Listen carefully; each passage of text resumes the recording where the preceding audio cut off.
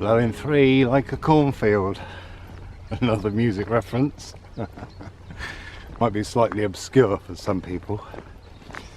Not to worry, doesn't matter. Well, I was going to go somewhere very Middle Earth, let's say, but due to all the tree death, that path is shut, so I've come somewhere that I've never been. It's near, you know, it's near where I have been, but somewhere I've never been. And well, just to give you an idea of the kind of sinister subterranean world I live in, there you go, there's a little well, I don't know what to describe it as. It's probably a vent, some kind of where the underground comes above, and all these associated buildings. Now, I haven't got a map, so I don't know really if I'm going the right way. Anyway, I'm hoping to get to the woods, so we'll see, won't we? This is a green lane. Hi. Now, it may not be a green lane, but it is now. You know, when I say it may not be a green lane, what I mean is it may not be an old green lane, but it certainly is one now. Now, I don't know whether it's due to the tunnels. You can see the hills that surround us.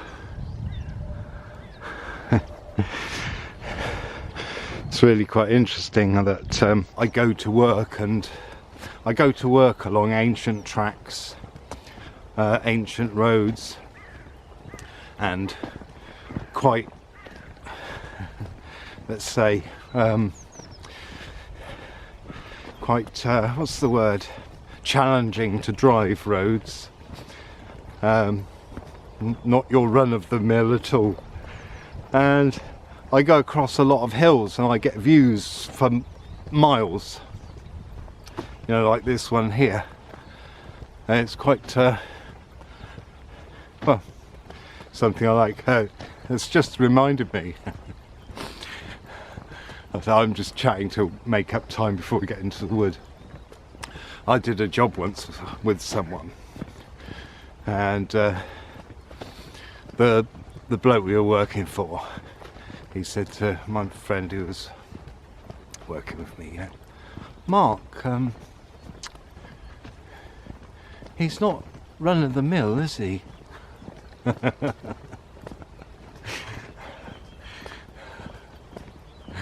So that could go on my tombstone, but I'm not going to have one. But you know, you can quote that at my funeral for anyone who's watching this, because it is true. I'm not trying, I don't do it deliberately, but someone's got to do it,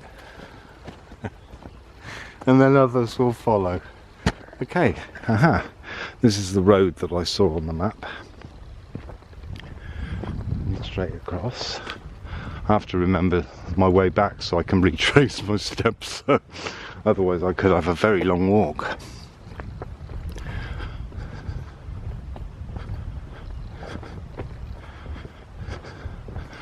But the wood we're going to, and this whole area, is basically hollow underground. Sounds like water. Was that car?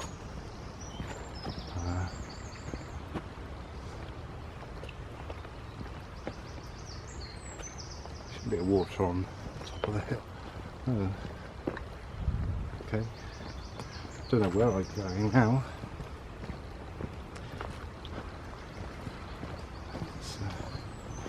Let's go this way. But yeah.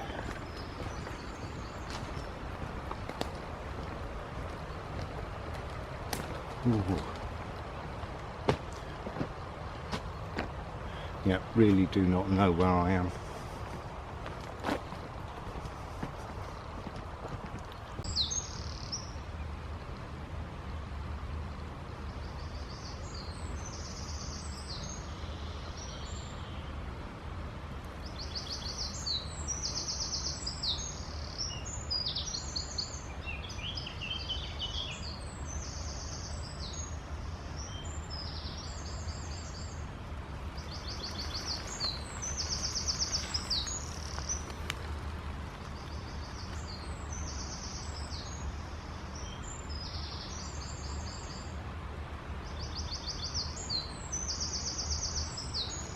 Some beauty for you.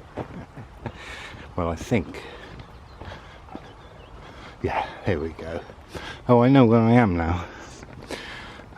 Here we go. There's the wood. This is quite bizarre. I mean, look at this. This looks like bits of the mine have been broken up, doesn't it? Well, that's Ministry of Defence rock. Which is why I've got my shades on, hey? How much more rock could it be? Yeah, look at that. Water. I did hear water running. So it's really hard to know how deep that is. I think that's a deep, horrible slurry pit myself. And I wouldn't want to fall in that.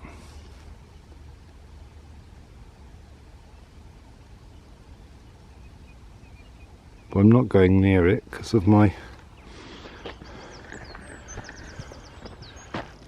fear of bodies of water. Unknown as to where it comes from. Anyway, this is better. You can see the hills in the distance still. And the oilseed rape, so that's going to be me sneezing like crazy for later on. Here's the wood. I'm just going here to document this. I'm too late. I'd made a small video here, but not very on another channel, so I may put bits of it in here because I'm too late for the ash. But anyway, we'll see what we can find. See you on the inside.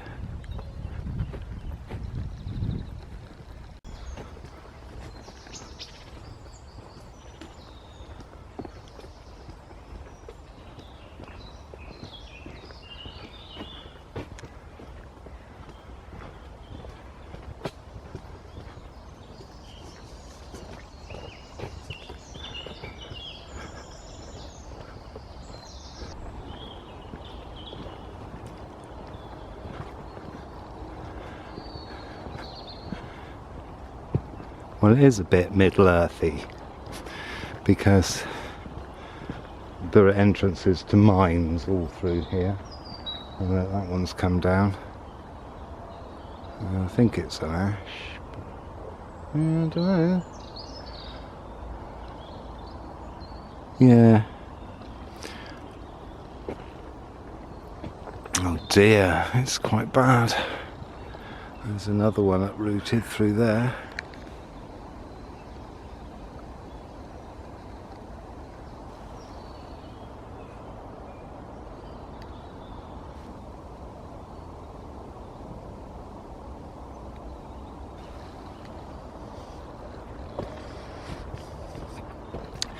Anyway, I'll try to stop going on about it. It's too late. The noisy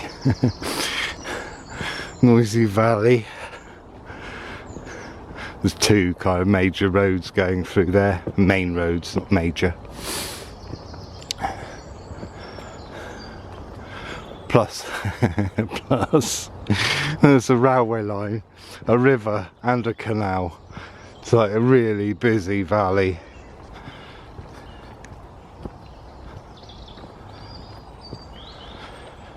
So as usual, I've see the erosion on here. Look.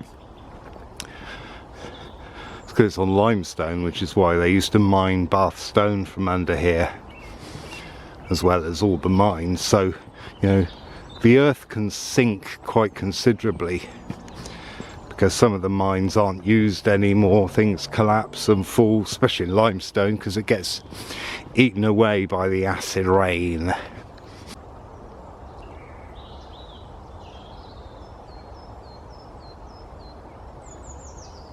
There's a Daphne. Can't remember its Latin name, I really can't.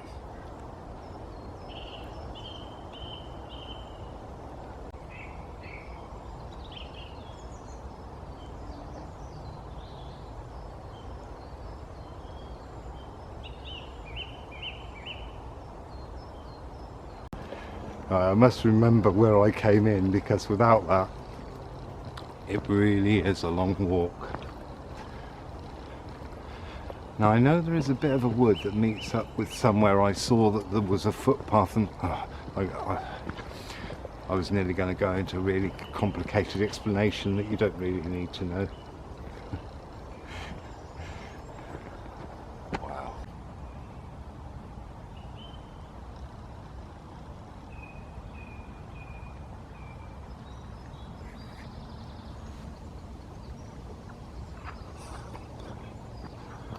Yeah. Getting eaten away and going back to nature.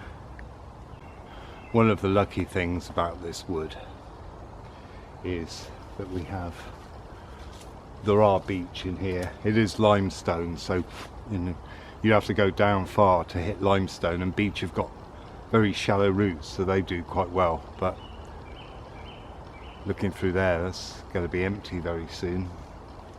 Shouldn't have looked up, should I? Keep your eyes down, keep your eyes down.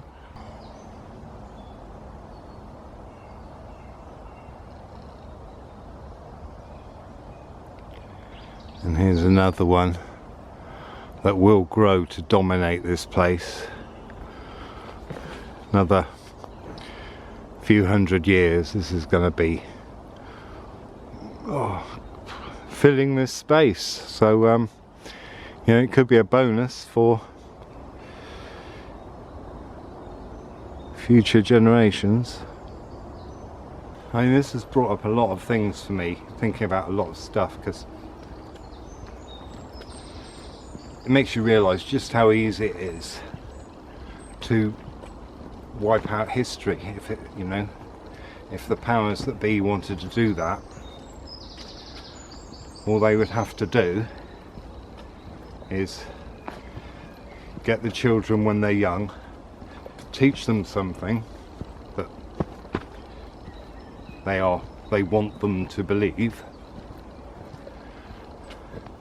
and I mean, in the past it was probably quite easy because parents didn't speak to their children, not really, and so they didn't find out, you know. It's like all this, in 30 years time, will people, young people who aren't born and who won't be born for another 10 years, say, you know, they won't know what these lands used to look like, you know, now in 2021, or say 2018, because the Ash were alive then. You know, they won't know, and they'll only know it from pictures and from things like this. So it's really quite easy to wipe it out. You just eradicate any bit of knowledge of it, because it's making me think, hang on, there are all these woodland people, organisations, the Forestry Commission. I mean, I don't know, you've only got to look at some of their work. You know, they were commissioned back after the end of the war, and sometimes you have to wonder if they really knew what they were doing, or it's just a bunch of blokes given a job because they knew people, or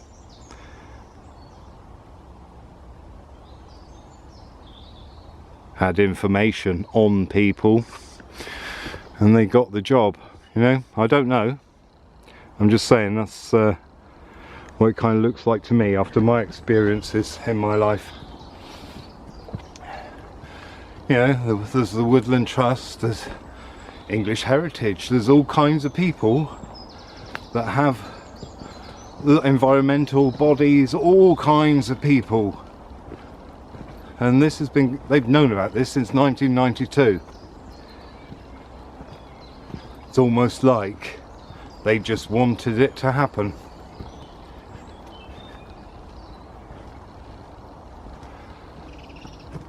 Yeah, that's 30 years ago. So from first discovery, 30 years later, gone. And yes, I'm angry about it. I am really angry about it. You know, there are people, there are governments that can stop this. And we're talking European as well, you know, it's not just Britain, it's everywhere in Europe. I don't know about Russia, maybe you'll have to tell me, but don't write in Russian because my Russian's really not very good. Some words I can work out and others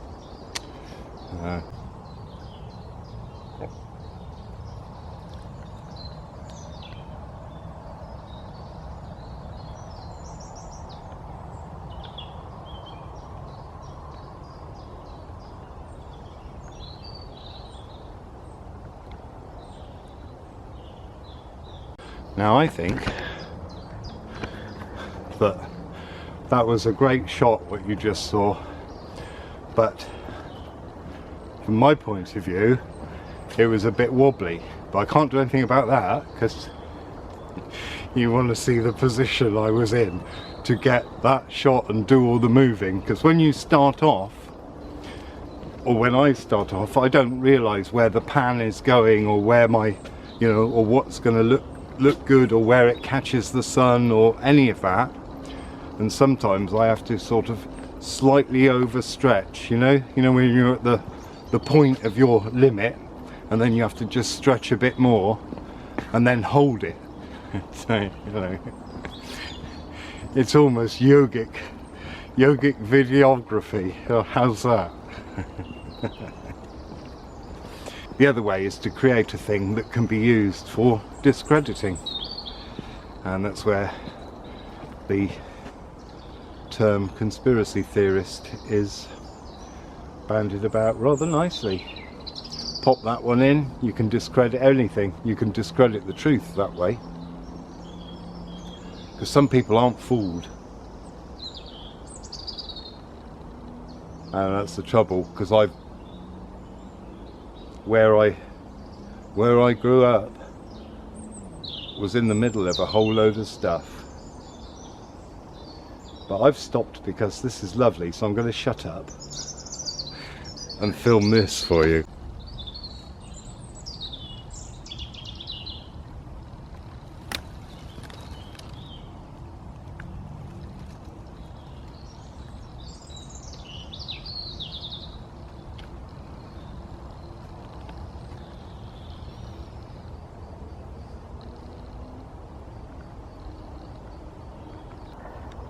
Well, I've taken the opportunity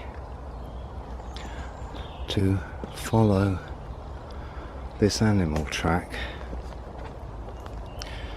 because I've wanted to come down into the wood. This isn't where I wanted to come down, but wow,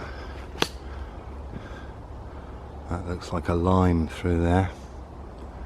Lovely. There's a nice mix of trees in here, I will say that. That is one really good thing. Silver birch here, bit of a kinky ash. Let's go through this portal. Wow, this is a nice clump of birch. See, this is the trouble with going downhill, isn't it?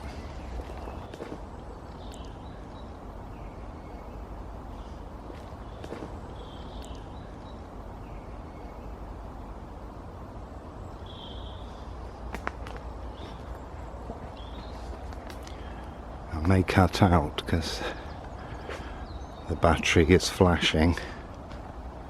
Wow, this is nice.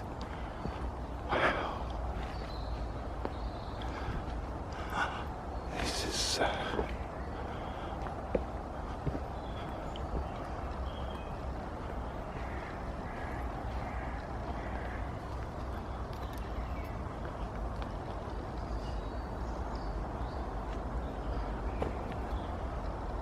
lots of birch here. Now, part of me really wants to go and follow this all the way down. I will have to come back up it. But yeah, come on, let's do it. Wow, this is beautiful. No wonder I say it's like being in Middle Earth in this.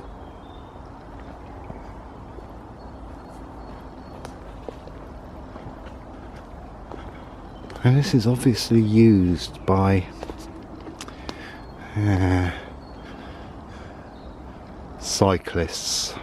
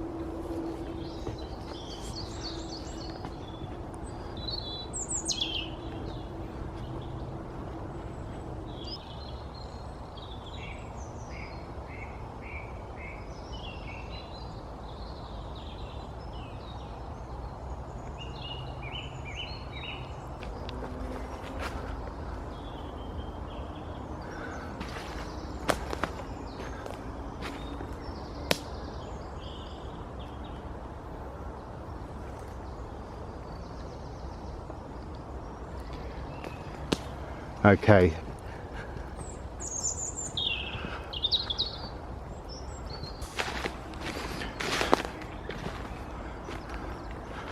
So let's go back up then.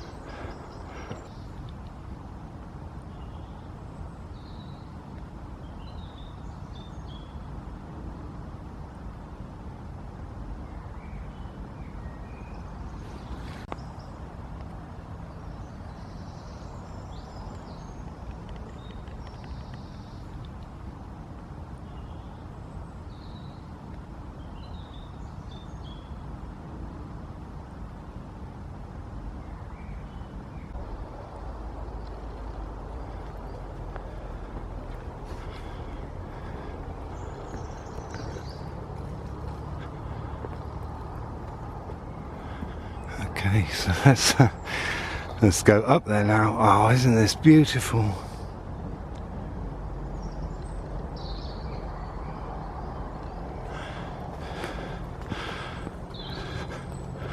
What I'm intending to do is go as far along as I can before I have to turn back, because the path does actually meet the road. It's that volcanic rock.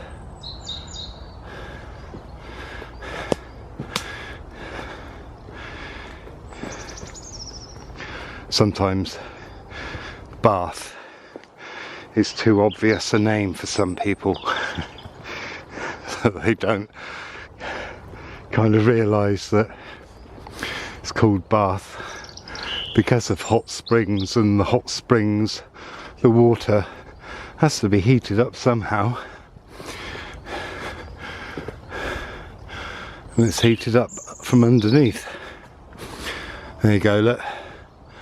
So they've also damaged the tree in order to indicate where to go. Look at that. They didn't know that this was going to be dead soon.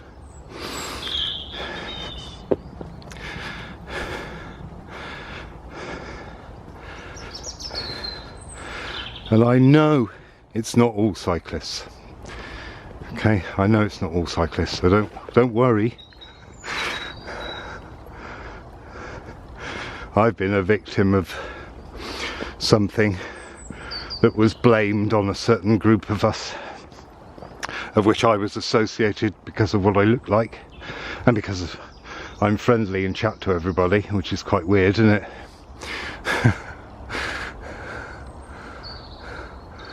That people would rather associate me with the negative, even though I had nothing to do with it.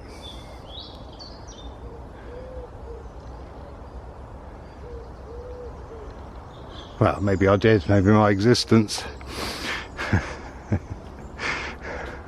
If I can quote a great football pundit, if he's not interfering with play, what's he doing on the pitch?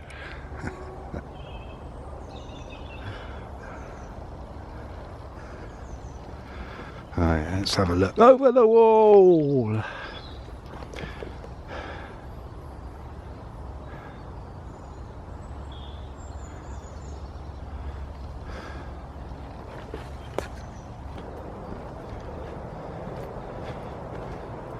Yeah, I must apologise if sometimes when I'm starting off on a little chat about something and then I just get distracted by the nature and don't carry on or finish what I was saying. I'm pretty sure most of the time I do finish what I'm saying. Bluebells at the base of this oak.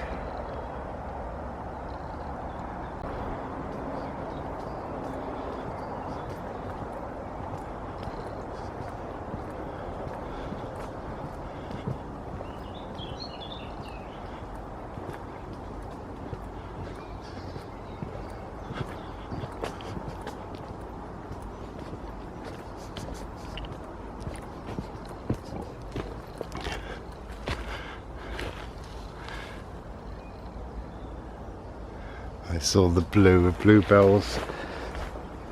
Oh yeah.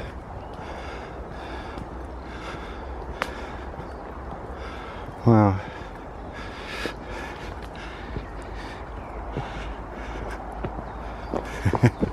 Hey. See, a lot of this is due to people riding bikes, a lot of the decay on the ground. Yeah, whereas people don't come when it's muddy, mountain bikers do. Mountain bike riders.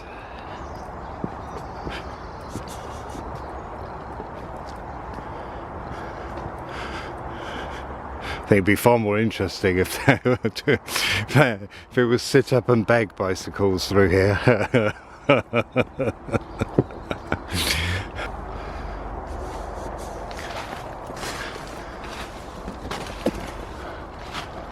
Oh, look.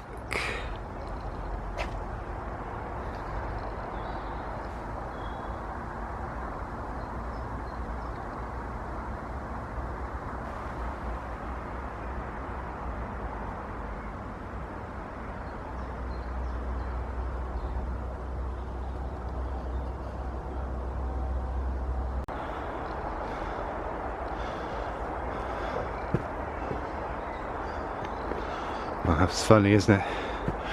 When you're somewhere incredible that takes your breath away, you forget external things beyond where your energy can reach to keep you safe. Do you know what I mean? Like, we all have a personal space. Then there's a space that close people, friends, family come into, and then there's another space where, you know, people that you know quite well. Then there's another space where people that you know but you like, and then there's other people, you know, and your distance gets further and further, and then your natural distance to be monitoring for danger, because as someone who's been outside and having had the kind of life I've had, you do tend to scan constantly, like a radar going on. And I don't know what the distance is, but I suspect it's about 200 meters in a place like this. Maybe a bit more sometimes, depending on how safe you feel. And so I'm just kind of constantly doing that, but there, I just forgot all about that. I was only in the, you know, within a 20-meter radius.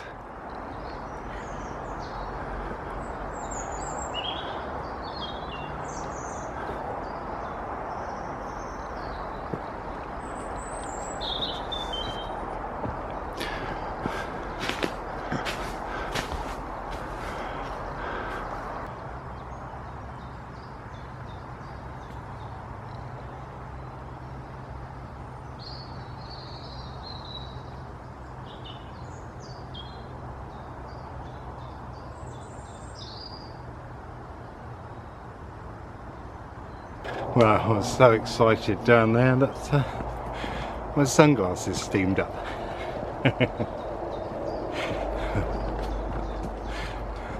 Steamy rock and roll.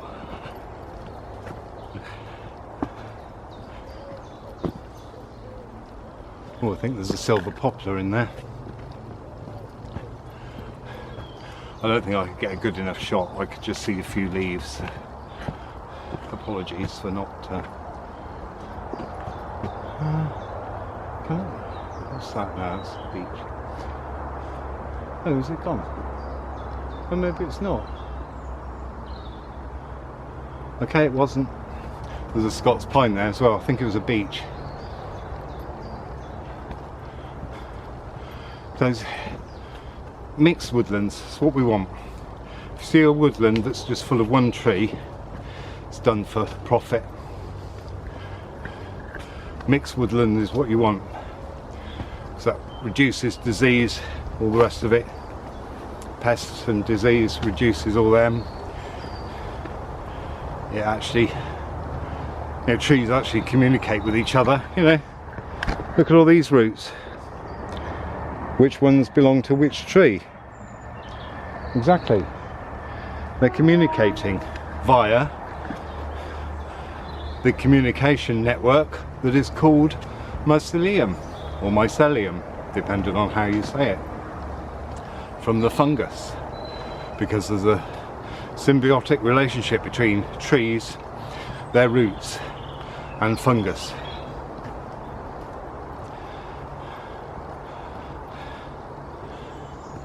So yeah, I might stop talking. I've run out of chat. So thanks for coming along and keeping me company and listening to my warblings. It's therapy for me as well as for you. And hopefully I entertain you and give you some humour and things to think about, as well as things to research and look up and keep your mind busy. And I'll see you next time. Ta-da. You know, when you've not been somewhere for ages and you go where you used to go quite a bit, and you go there and you suddenly remember just how much you love it there.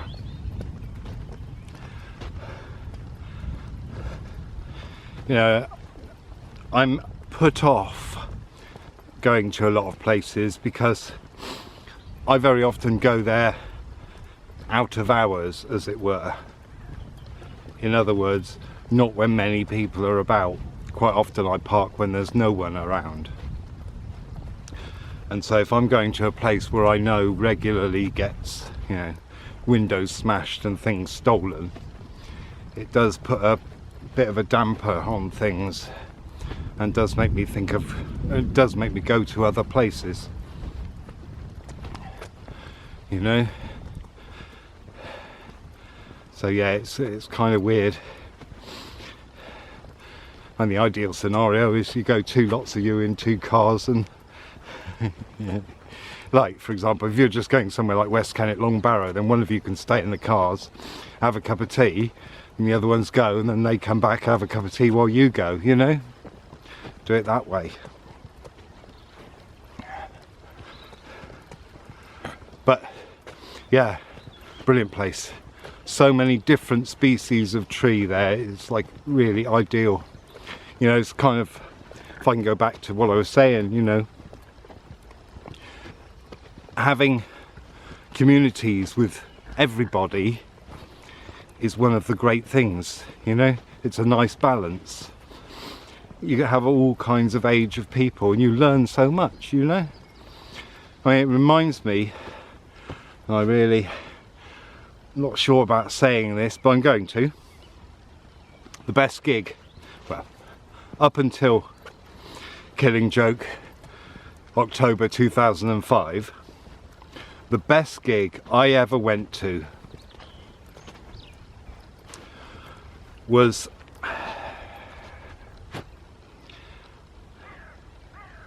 of someone, and I just remember there were people from 8 to 80 in the audience in a night gig, a nighttime gig, and it was just so good to see that many different kinds of people.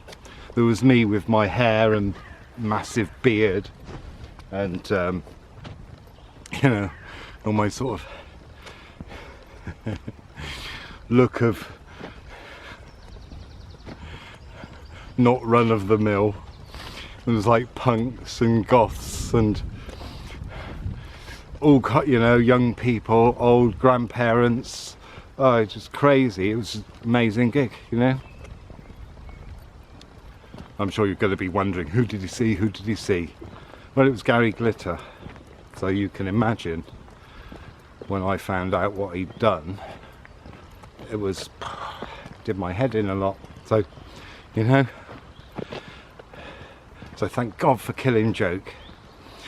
That's the best gig I ever went to. It was just so good, so good. Someone got thrown out for trying to start a fight with me. That was bizarre. There was like only, what, there was 3 or 4 of us on the dance floor, you know, quite near the beginning. And he was jumping around to some music they were playing before with a pint in his hand and almost spilled it on me. And then the bouncers came, grabbed him and just threw him out.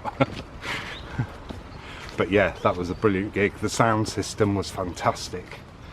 It's like the band were on fire. It was, yeah, amazing, absolutely amazing. Anyway, that's just a few thoughts. I might make that into a little video about, you know, blending. The more different kinds of people you've got together in one group, the better. Monocultures and mono people aren't good. There's loads of people on that. Oh, it's a water place, that mound. So I'm going to sign off now and see you next time. Ta-da.